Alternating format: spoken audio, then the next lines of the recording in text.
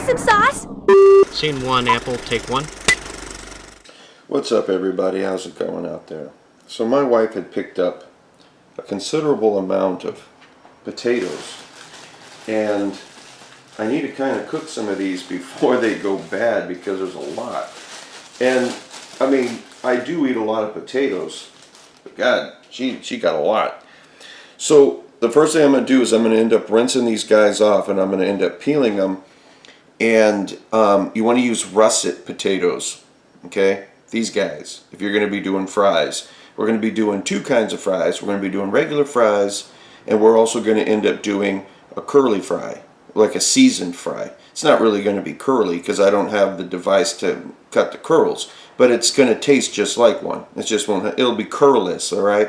But anyway, let's go ahead and rinse these guys off and peel them.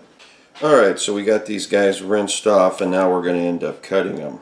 Now, if you want them to look nice, you know, you can cut the ends off like that and cut some of the round portions off if you want to, but I'm not really concerned about this looking nice. You know, I just want to be able to eat them. From here, we're going to be cutting them about the same width as we had cut them the first time, okay, about 3/8 of an inch. So while the oil is heating up, let's go ahead and make the batter for our seasoned fries. So I'm going to add some flour, a little bit of sugar. This is cayenne pepper. And I think for the amount of fries that we're going to be doing, that'll be enough. This is granulated onion, okay?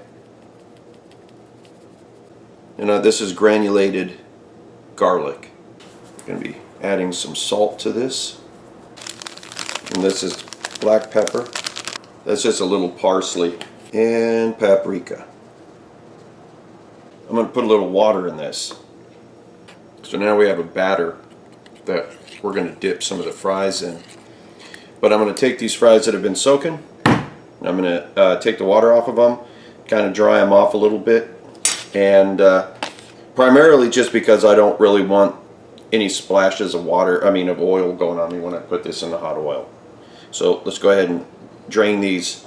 Okay, so this is going to be done in two batches. I'm going to do my regular fries first, because if not, this is going to end up making the oil taste this way, right? This is the last thing that I want to end up putting inside there. But let's go ahead and take some of these fries and throw them in here, and then just try to give these dudes a decent coat. If you want, you can put this in a Ziploc bag and shake it up. It doesn't really make a difference. I mean, we're just trying to get these dudes coated. Now, as far as the measurements go, you know, of the seasoning that I had put in here, it is up to you, but generally it's like a 1-to-1 ratio. I mean, so the only thing that you put more of is the paprika, right? But if you use a teaspoon of garlic powder, then use a teaspoon of onion powder. If you know, everything else is pretty much like 1-to-1.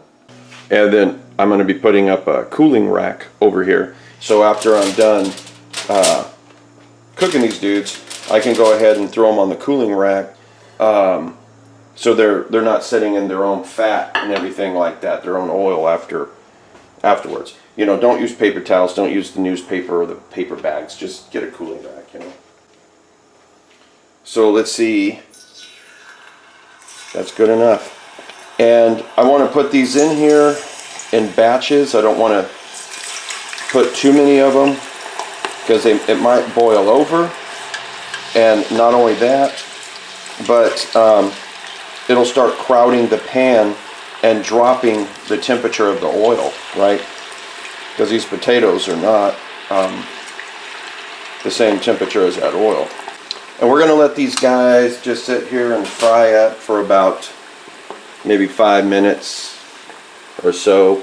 And like I said, what we're looking for is for these guys just to be cooked, right? We're not looking for these to be fully cooked, you know, because what we're going to do is we're going to, like I said, we're going to take them out in a little bit, let them set, and then refry them at a higher temperature. I don't want any of these guys to be stuck together, so I'm just kind of moving them around, making sure that they're all separate right now. I'm going to say that this first set is cooked enough. And I'm going to put the second batch in. So essentially this is kind of like how you want the fries to look on the first fry. It's pretty much like this.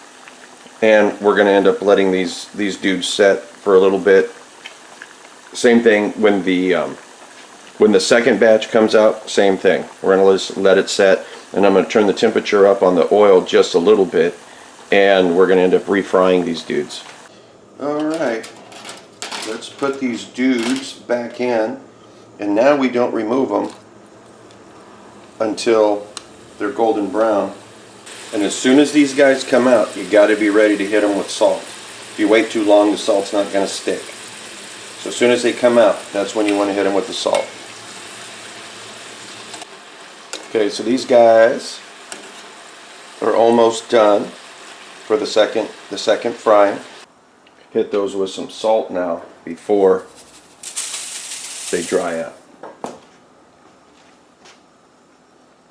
Now, I don't know if you can see this, how they're crispy. And these are going to boil a lot more because they've got that water on them, the flour, and the seasoning. But they can stick together. That's why I'm trying to put them in one at a time.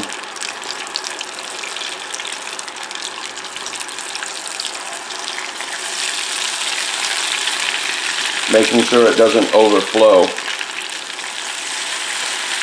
These you have to be a little bit more careful with because the breading can come off, but they still need to not be stuck together. And for whatever reason, French fries like to find each other in the oil and stick together. Some weird French fry magnetism. They're almost done. I'm going to take these guys out. Whatever I've got left, I'm going to double dip. So I'm going to put the first batch of fries back in here. Try to give it another coating. So I ended up doing my double dip. I'm going to put these guys back in one more time.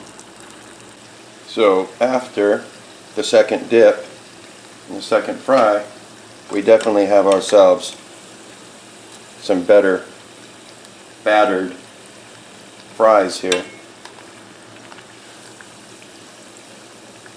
Some people like ketchup with their fries.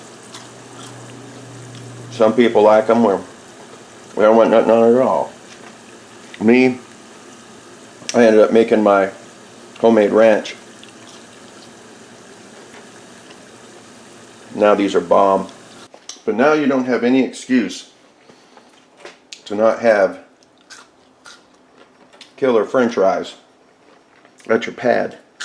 Anyway guys, that is that. Hopefully you enjoyed it. Hopefully you learned how to make some killer fries. And if you want to know about this,